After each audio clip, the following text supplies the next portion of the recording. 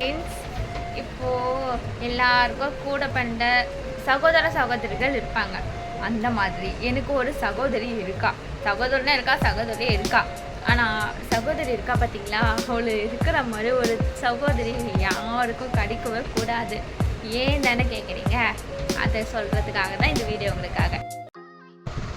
Hello friends, இன்னைக்கு வந்து என்ன ராங் பார்த்தீங்கன்னா, தன் உடன் பிறந்த சகோதரிக்கு மோசமான பரிதாபமான ஒரு கண்டன் தான் எனக்கு பார்க்க போனோம். அது என்னன்னு இந்த வீடியோ ஃபுல்லாக பாருங்க பண்ணாம.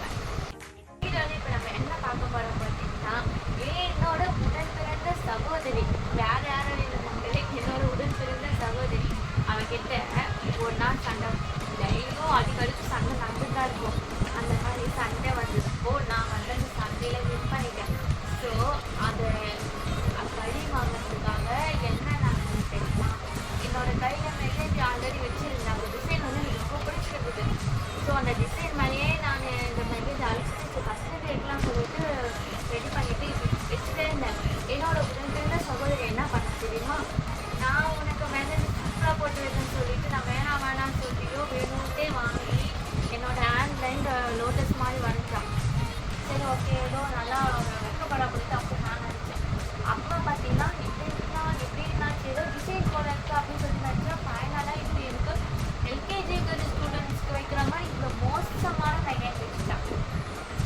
இதுக்கும் சரி, இது எங்கள் அண்ணாவோட வயசு அன்னைக்கு என்னோட சொந்த அதுக்கு வந்து வளகாப்பு, அதுக்கு நல்லா மெசேஜ் வச்சுட்டு போகணும்னு சொல்லிட்டு நானாச்சும் ஏதாச்சும் வச்சுருப்பேன்.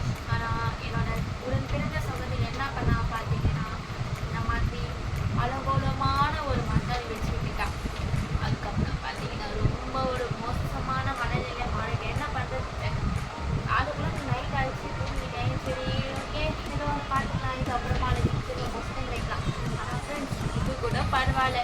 இன்னொரு விஷயம் என்ன தெரியுமா நடந்தது, ஒரு நாள் என்ன ஆச்சு தெரியுமா, காலில் மெசேஜ் போட்டான். நான் வந்து வேணாம்னு சொன்னேன். மெசேஜ் காலில் போட வேணாம், எனக்கு வேணாம் இது காலுக்கு மெசேஜ் போட்டுக்கோ, சூப்பராக இருக்கும் அப்படின்னு சொல்லிட்டே இருந்தாங்க.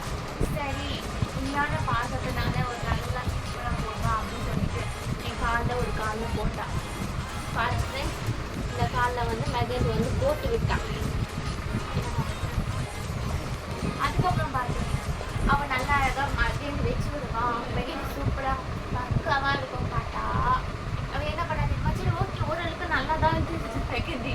அதோட பார்த்தீங்கன்னா இந்த ஒரு காலில் வச்சுட்டு இன்னொரு காலில் வைக்கலையே, நான் அன்றைக்கி நல்ல சந்தையில் நான் வின் பண்ணிட்டேன்னா, அதனால இப்படி தான் உன்னை பழி வாங்க முடியும், வேறு எதில் நான் ரெவெஞ்ச் எடுக்கிறது அப்படி சொல்லிட்டு என்னோட மெகந்தியோட விஷயத்தில் அவர் சரியான ஒரு ரெவெஞ்ச் விட்டுட்டான். அந்த ரிவெஞ்சில் வந்து அவன் ஜெயிச்சுட்டாலாமா. நான் என்ன பண்ணுவேன், சும்மா விடுவேன்னா அதே மாதிரி டிசைனில் எனக்கு ஏதோ தெரிஞ்சுட்டு அதே மாதிரி இல்லைனாலும் ஓரளவுக்கு இந்த மாதிரி வச்சேன்.